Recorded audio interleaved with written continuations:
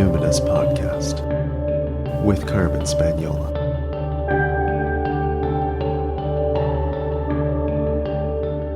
Hi there, and welcome to the Numinous Podcast, where we have interesting conversations with everyday folks about the mystery of life. I'm your host, Carmen Spaniola, joining you from the lands of the Lekwungen-speaking peoples, the Songhees, and the Esquimalt First Nations, recently known as Victoria, BC, Canada.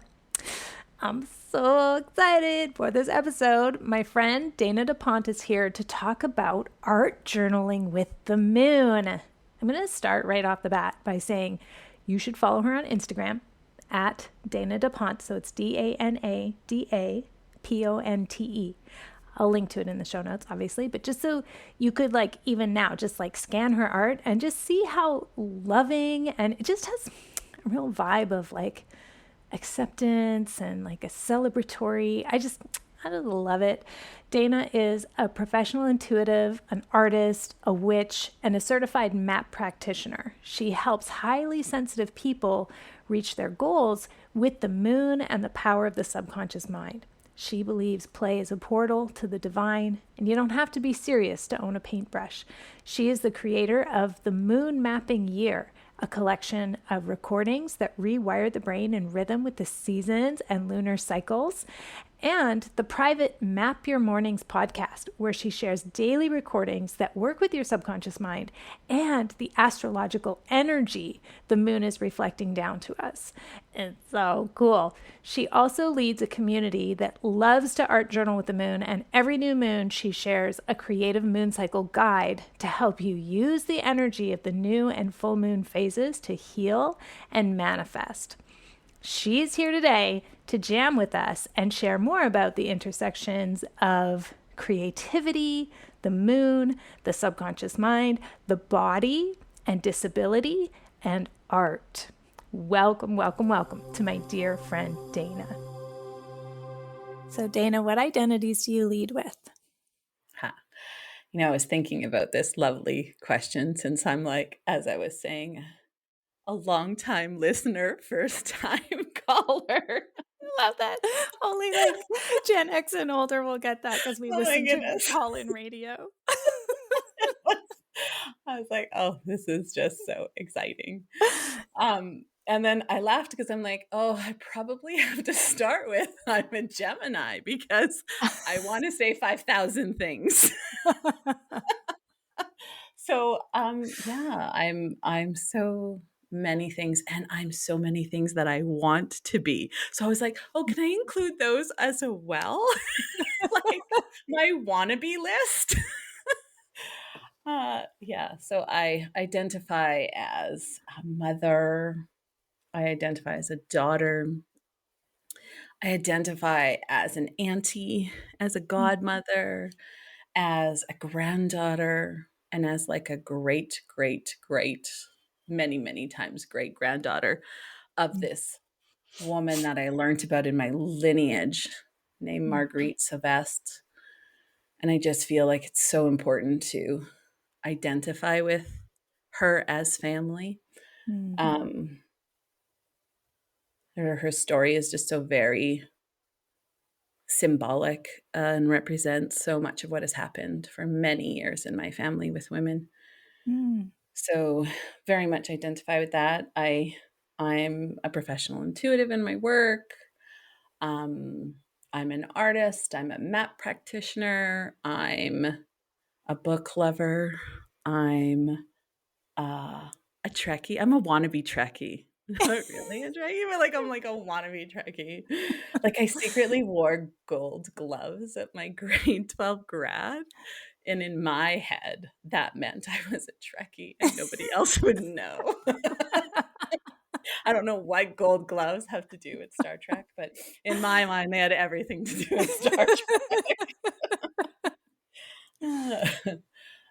There's also some identities that are just really emotional, that carry just a lot of emotional weight to them. One of them is I'm white, I'm fat, I'm French. That one has a lot of history that was hard, and one that I rejected that identity for a very long time.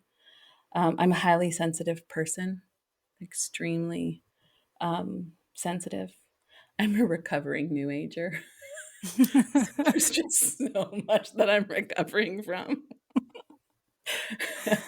Yeah, so there's a lot, and I want to be author, and even though I've created some book type things, I still feel like I'm like only just playing with that identity Mm, still.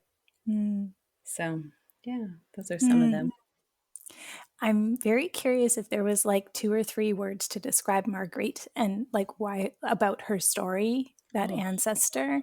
And yeah. then the other thing I want to ask you about is can you define what MAP is?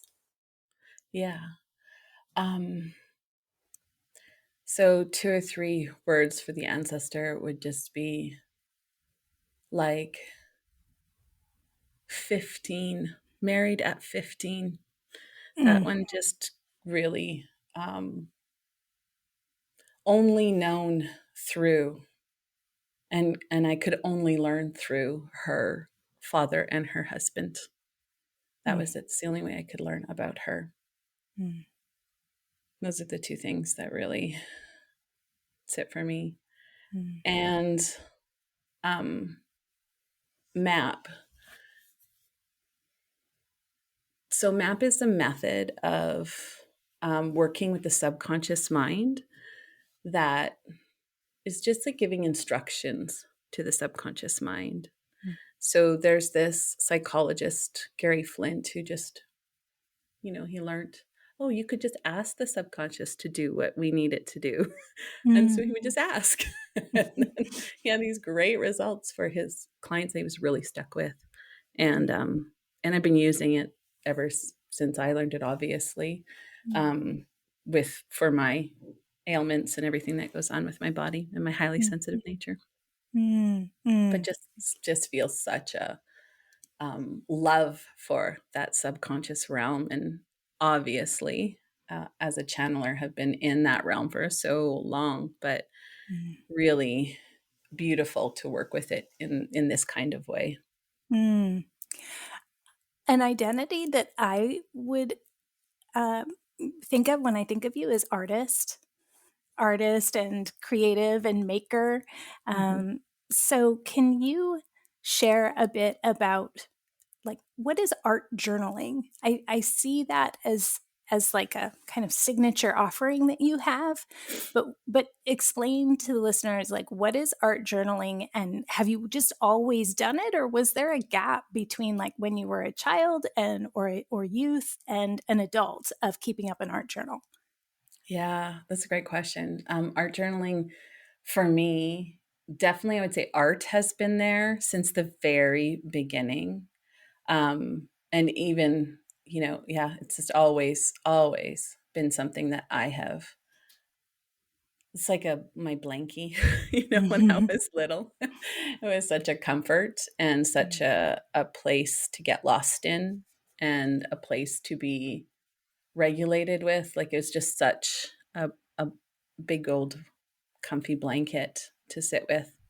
Um, and then it started to be when I moved to the area that I live now.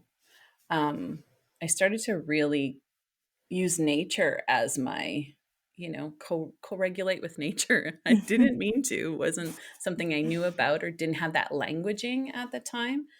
But that's what ended up happening. And then I really went deep into this hermiting kind of phase of my life where I wasn't doing a lot of connecting with other people. I was connecting with the moon in my art journal and in my studio and with my paintings. And it just became this conversation um, that was so important for my Mm, healing and for my manifesting, but like for my creating of the changes I wanted to make in my health and my life, but also just that deep healing and that connection with spirit through imagery and with my subconscious mind through imagery. It just, for me, it works really, really well. So my art journal really helps in that way. Mm. But Is yeah, that definitely the evolved. main, what was that? It's definitely evolved over time for sure. Yeah. Mm. Is that kind of one of the main prompts or motivators? Like, I'm sort of curious what was happening in your life that led you to start making art specifically with the moon. Like that Mhm. relationship seemed really present and important. Yeah. That's another great question. And the only thing that I can remember that like kind of instigated that was this moment I had in my living room where it was one of those, beautiful connected moments with the divine. And I had really just said yes to what I would describe as like great mother or just the goddess, that Hmm. type of energy. And it was a moment where it felt like she was asking me like, would you devote your life to this? And I was saying yes and crying and just it was really beautiful moment, but also very private and kind of hard to describe. I was Yeah. like, how do I explain this strange moment I had on my couch? But in that moment, I did, and then all this stuff happened, and it Mm. wasn't. Which is how I tend to flow anyway. I don't have a lot of pre-knowledge before things. There's not a lot of thinking beforehand. There's not a lot of education beforehand. I'm usually learning about what transpired to me afterwards, not Mm. beforehand. Then I go into learning to like, oh, that's what that was. Oh, that's Mm. the healing that I was going through. Oh, that's what was happening. But I was Mm. just listening. And then through my listening, it was like, oh, I just had to really sit with the new moon. And then I just really had to sit with the full moon. And then like I did that for a few years. And then it was like, oh, I really have to sit with all the phases. It's doing all the phases. And now it's like, oh, I have to do it daily. Like it's just Right. this daily thing I have to touch point into.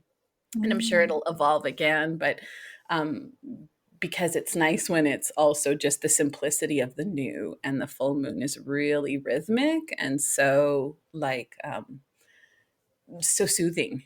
That's such a Mm. soothing. There's a simplicity in that that's really soothing for my system. It's so nice to hear that you just had this, I mean, what an academic might call a Gnostic experience, or, just like where you were just sitting listening on your sofa. I might call that, oh, I was doing trance work or whatever, but you're calling it Right. listening. And I like that even if we don't have the language or we don't know what's happening, it's like there's a phenomenon and you're responding to it. And then as you say yes and you're like trusting, it's really an act of faith. You're just like, okay, this is truly, what you're describing, what they say, like, let me be a vessel or a conduit. You're just like opening up and channeling. And then you find out like, oh, this is like actually a part of my daily practice. It's really beautiful. Yeah. And I hope all the listeners are feeling reassured, soothed, inspired that like it can be that way. You don't have to read a ton of books. You don't have to take Yeah. courses. You don't have to know how everything works. You can just immerse Listen. yourself and listen. I love that. So, Yeah.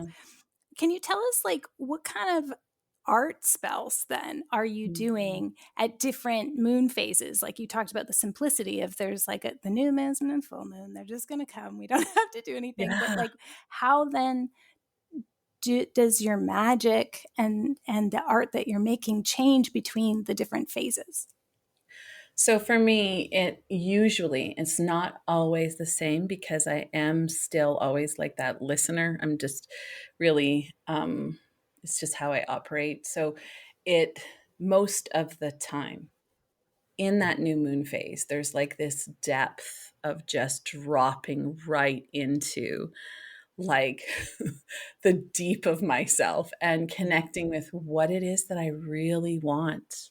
Mm. And after not asking myself that for most of my life, to be asking myself that every new moon has been so healing and transformative Mm. because it's a constant learning. like, oh, what do I really want? Mm. And just going into it deeper and knowing that the next new moon, I get to ask myself that again. What do I Mm. really want? And guess what? It can change. Do you ever not know? Sometimes, yes. Mm. Sometimes, yes. I don't know. And sometimes it's just like a blank black painted page with just empty space of Mm. ah, what wants to come, what wants to be. And then Mm. there's, the shifting and the changing and the transforming of what I really want that I feel like really happens between the new moon and the full Mm. moon, kind of like this refining, right? Like this Mm. just this internal kind of I guess kind of like editing, you know? You're Okay. editing. You're like, okay, like you said you wanted this, but did you know that it means this and this? Right. Oh, maybe I didn't want that. I don't know. So definitely feeling like there's some, lots of conversations that happen in my Mm. journal at that point.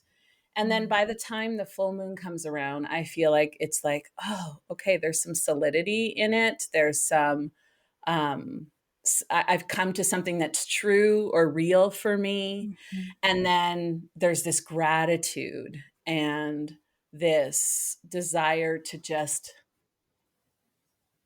similarly to how that moon just shines bright, like there's this desire to just, oh, like shine with it and, Mm. and, and state it and declare it and own it Mm. and be in it. And then you know, gently shift into like a release and like Mm. a letting go. And so oftentimes as well, what I'm doing at the full moon, usually it's a little bit afterwards the full moon, so a couple days afterwards. Um, but I'm also thinking about what I want to let go or release that's in the way of what I really want, because I do so Mm. much subconscious work as well. That tends to be something I'm really centered on as well. It's just, okay, like Mm. I've had so many blocks. I mean, blocks feels like a harsh word to call them, but there's just been so much trauma and there's been so much to work through and to Mm. tend to. Mm. So, in my language now, after all this time, just because I tend to be a little bit of a nerd for like internal family systems, I really like how they talk about Mhm. parts. Like I love it Mhm. so much. So it's like at the full moon, it's like, okay, parts, like which parts want to be tended to? Because Mm. this is where I want to go, but I see that you're really scared because this Mhm. this goal that I set at the new moon really activated some things. Mhm. And so there's a lot of tending that happens at the waning phases of the moon, just a lot of tending. Mm. I love that you love parts too. That was part of my training in clinical hypnotherapy. And of course, like it's so great to the subconscious. So like being in trance and working with parts. Parts therapy is awesome. People, they either it's called parts therapy or internal family systems. And if you can find a Yeah, therapist who works that way, it's like really fun. Well, I it's shouldn't so say fun fun. because obviously, there's a lot of you're working through your deepest shit, but like I find it as somebody who also really vibes with like the subconscious mind and working with the subconscious and world building and map making and sort of shape shifting and rescripting. Yeah. I find parts Oh, really helpful. And I love the idea that it shows up in your magic and your art practice. Is there a lunation, like a moon phase that you particularly love? Like what part of the cycle do you really like? It's sort of like we love all our children equally, but no, I but got a is favorite. there I okay? got one. Yeah. It's all What good. is I it? got it. It's definitely the new moon. And I was born on the new moon as well. So maybe that's why I have the proclivity to that one. And I'm like, oh, I love you. Yeah. It just feels, again, just that dropping down into that depth feels like home to me. So it's Mm. familiar. it feels like the people who are willing to drop down to that space as well are just like, oh, like I love those people in life who can do that and who aren't afraid of everything that comes up there, because there's a lot that's can be extremely difficult and uncomfortable to deal with, but is also just, I feel like, where the gold is. Yeah, totally. I love that dark moon phase the couple days before the new moon. And I've sort of never really thought of it, but I think I was born last quarter, like sort of midway through Yes. the last quarter. So like very close to the dark moon phase. And I think, the framing of that for me has been like, and so it's pretty easy for you to let go of things. And I'm like, I wouldn't say it's easy. It's just that when a thing has to be done, I am I am resolved to do what Spirit's guiding me to do, even though at times it's really uncomfortable or lonely or sad or whatever it is. There's always consequences to those things, but I like it too, to be able to just like be in the humus soil of the cycle, just really down in the depths. So you mentioned also that you use this practice to help you with like health stuff, and that you had like that there's been different times where there was subconscious stuff and that you've been on this healing journey. So I'm curious how your health journey has impacted your art practice, and also vice versa. Then like what's been the impact on your health of having this as part of your art journaling practice? Oh, yeah. It's another great question, especially like I feel like there's so much. Wow, like I could talk about that for so long. And at the same time, yeah, it's sometimes hard to put into words as well, right? But so I struggle with mast cell activation syndrome, and that's really is such an interesting thing to experience.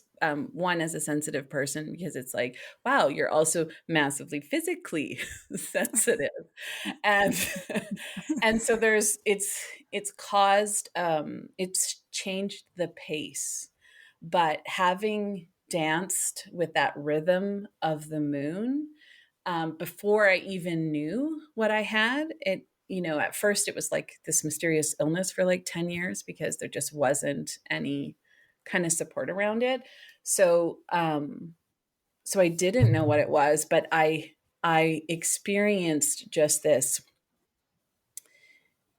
rhythm that I found with that lunar cycle and moving into it, and then deepening also with the seasons as well, because you can't connect with the moon, in my opinion, without also connecting with the sun and what the sun's doing. Like they go hand in hand. And they have this like wonderful dance. But the moon, just because of that, the moon has this rhythm that to me just feels so much more soothing for my body, and helped me to be okay with the pace that I had to shift and change into because of my health. Mm, So my health really required me to slow down and to stop worrying about being productive all of the time, and to get to understand what it means to have phases. So mm, have phases where you can be present how you want to be, and then have phases where you have to just lie back and wait and be mm, patient and be in this like empty space. mm, And that's one of the, that empty space was really uncomfortable for me in, mm, when I was younger. But now it's like, oh, I'm in empty space now. Okay, this is I can accept and love it and appreciate it now as well. Don't get me wrong, there's times where I'm like, I don't want to be in empty space, I want to be doing this and this and this and this.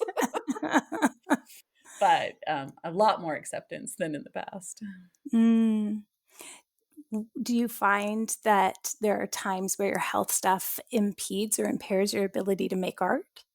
Or is it maybe it's not that direct of a connection?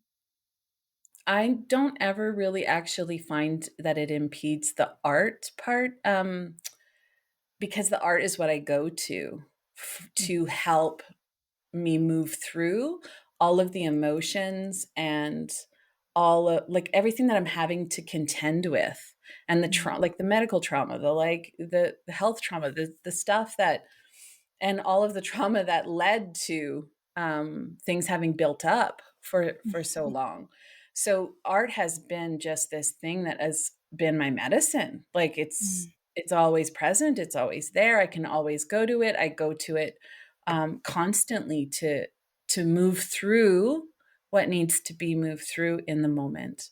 And what I love about it is like it doesn't have to look good. And I think, when we're talking about that identity, and I identify as an artist, but I'm not a professional artist, but I choose to identify as an artist on purpose. And the reason is because, darn it, I'm going to make marks, and I don't care if my marks are ugly, and I don't care if they're not phenomenal. I'm going to make marks because I get to play and I get to have fun, and I get to sit there and just allow my inner artist to just lead me wherever my spirit, my soul, my body, my trauma needs me to go, wherever my parts need me to go. So you never feel blocked. You don't get creative blocks? No, not creative blocks, but I do get, I guess, it would be more blocked in the productivity part of it. Like, I wish I could produce more than I'm capable of producing. That I struggle with. So do you have any guides or allies that you call on to help you in that struggle then?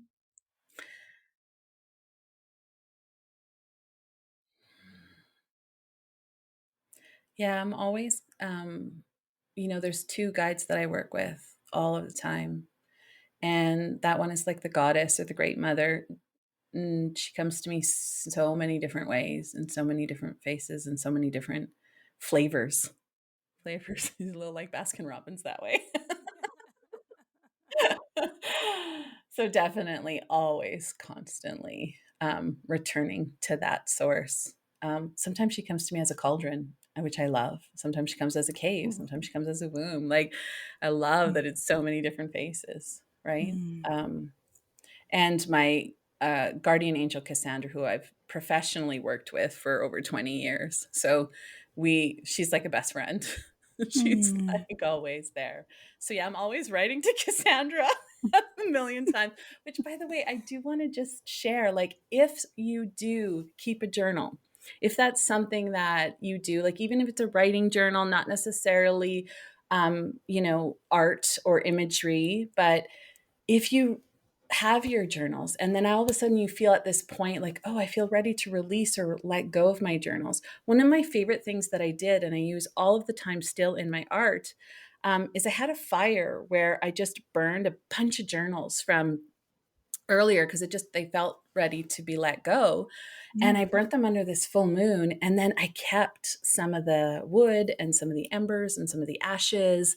And then I was able to use all the ashes on my pages whenever I really felt like I wanted to bring Cassandra, because it was so many conversations to Cassandra and Great Mother. So I think it's a great way to just start bringing some of that painting with your fingers feel into things, or painting with charcoal, like just playing with charcoal is just playing with that burnt wood.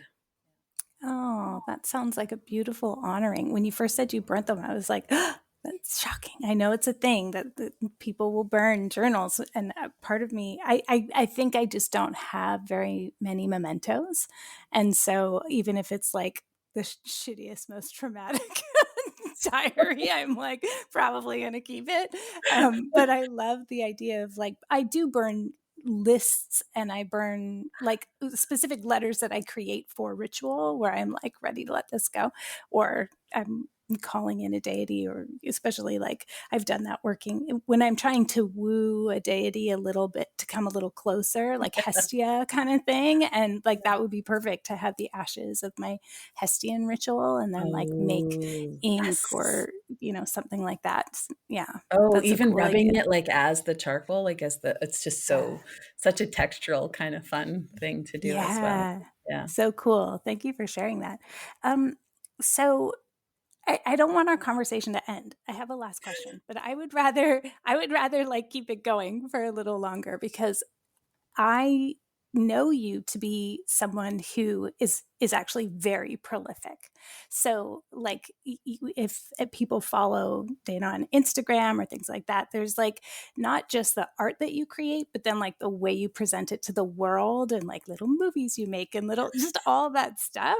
And it just seems like every part of your life is like really creative. Did you have a mentor, or was there anyone not in the spirit realm, or was it very spirit led that gave you such confidence as a creator? Oh, yeah. I didn't have mentors, unfortunately. In fact, like Carmen, you're my first mentor.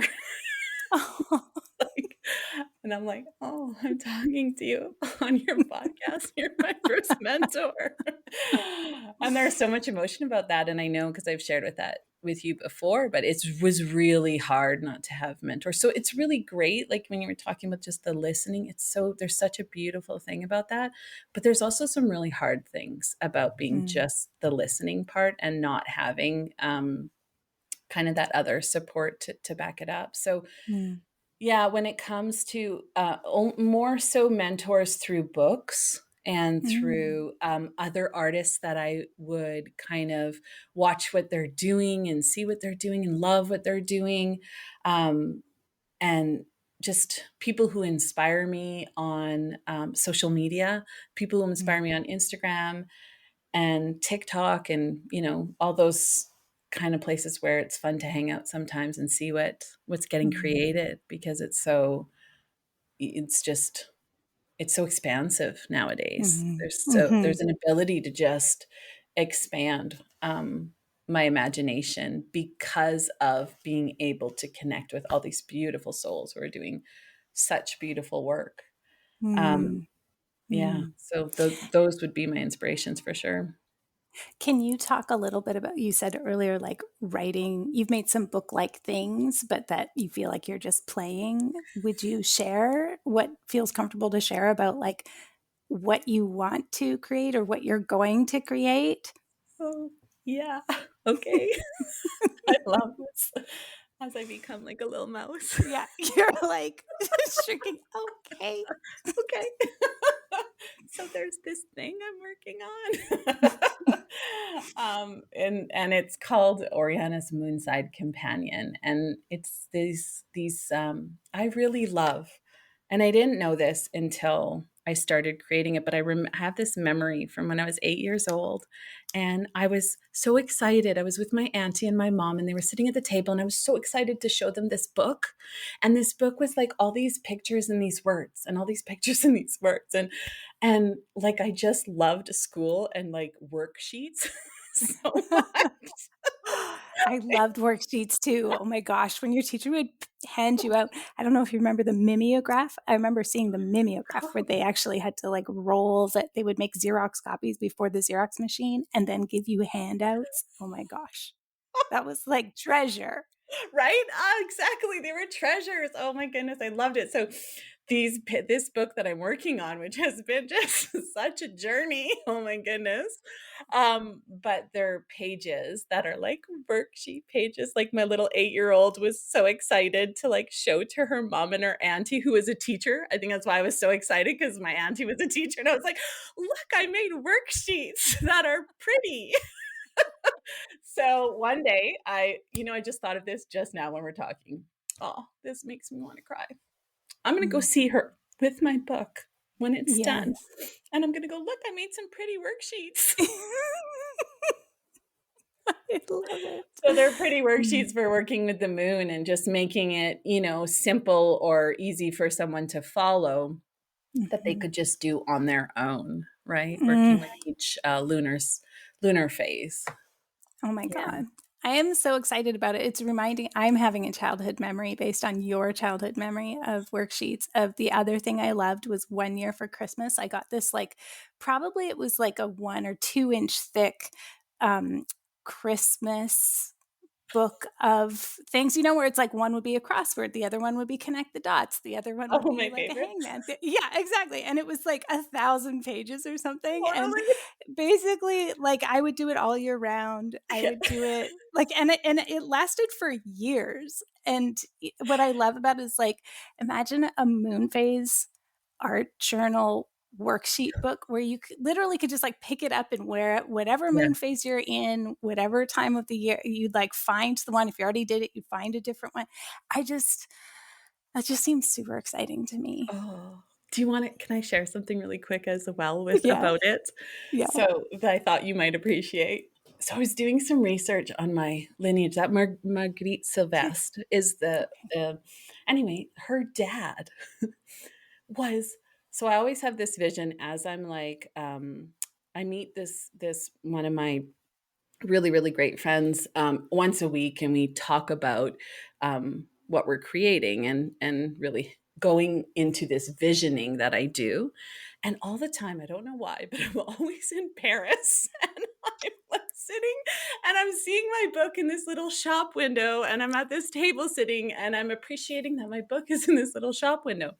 And then I learned that Marguerite Sylvestre's father was a printer and a bookseller in Paris. And his dad and his dad before him was. And I Oh was like, my. oh, so precious. Oh, wow. So like the old ones are encouraging you and Yeah. speaking through you and saying, there's a channel here. The way is opening. You should just do this. Yeah. It would make them happy. They would be Yeah. pleased. Yeah. Yeah. Oh, Yeah. I love that. There's some honoring there. Yeah. Okay. So Dana, as you know, the last question on the podcast is always the same. So how do you cope with grief and rage? I could feel it just talking about it. Through picture, for sure. In my art journal, definitely. I remember once painting this picture, drawing this picture of a frog, and just feeling all of the grief for what the frogs endure nowadays, not having habitats like they would have in the past. And I loved frogs when I was little so much. So much of my grief and rage goes into my journal. And then it goes into my writing when I'm sharing it with my community, because I tend to just, let it all out and express it as I always need to. I always need to express it and be transparent with it. So the sharing of it and the expressing of it. And then sometimes with the grief, there's been so much grief, especially with like living with a chronic illness. There's just so much grief that can come with that, along with all of the collapse grief and all, like, I'm feeling all of it as I'm talking about it, like touching point into it. But talking about it, expressing it, literally like booking sessions with my mentors and my people, and also sitting in circle. I've sat in circle often. That has helped with the grief and the rage. Yeah. So a lot of forms, because there's so much of it. I think it needs so many touch points to kind of try to move through some of it. Well, thank you so much for giving us just like a really beautiful example of one touch point, one way, the example that you provide of, I don't know that it's fearless, but it's certainly confident, the confidence and the empowered way that you're like, I'm going to make these marks and they're meaningful to me. And so like, I don't give a shit if well, like there's no assessment or evaluation. It's just like this judgment-free zone. I think it's really beautiful, and it's like touching into something earlier in me that's like, oh yeah, I used to draw all the time as a kid. That was like a signature thing I was known for. And now I don't draw very much, but my son does. And it's like beautiful to see that carried on. But I might reclaim a little bit. Yeah. So thanks, Dana. You're so welcome. I'd start with just like put your handprint down on the page and trace it, and then just fill it with some images. Beautiful. That sounds like a beautiful ritual. Oh, I'm getting chills. Well, thanks for being on the show, Dana. It's been awesome to have you. Thank you, Carmen. Doesn't that sound like a fun workbook? Want. Go ahead and follow Dana on Instagram. It'll be linked in the show notes at numinouspodcast.com. And let's just hold the vision of her moon-themed art journals. We can all have it in our hot little hands as soon as cosmically possible. Thank you for listening today, my friends. Once again, I'd like us to keep tracking the women and girls of Iran fighting for autonomy. Please pressure your politicians to pay attention. If you're not sure what to do, there are links in the episode show notes at numinouspodcast.com. Let your leaders know that you support the revolution happening there and you want them to as well. My friends, The Spirited Kitchen is in stores. Not all stores, because technically the publication date is October 31st. So if you're listening before then, it's probably just like smaller independent stores. Larger stores seem to be holding it back until at least the 30th. And I think Amazon is shipping in certain markets. I don't really get it. But anyway, some of you already have it. And so tag me. If you're posting on Instagram, of course, I want to know what you think. I want to see where you're keeping it. Show me your shelfie. And if you want to let me know that you really like it, the way to do that is to write a review on Goodreads or Amazon. I'm going to force myself to read them. And you know what? If you don't like it, I understand. It's okay. It's not everyone's cup of tea. But I'd still love you to tell me in your review on Goodreads or Amazon, who do you think my book is for?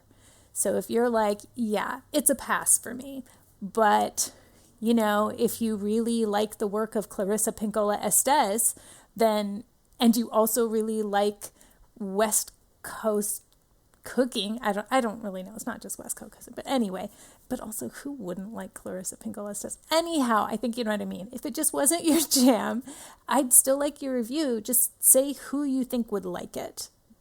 You know, honest and not mean. That's all I want. But if you do like it, tell me that, because I could definitely use that.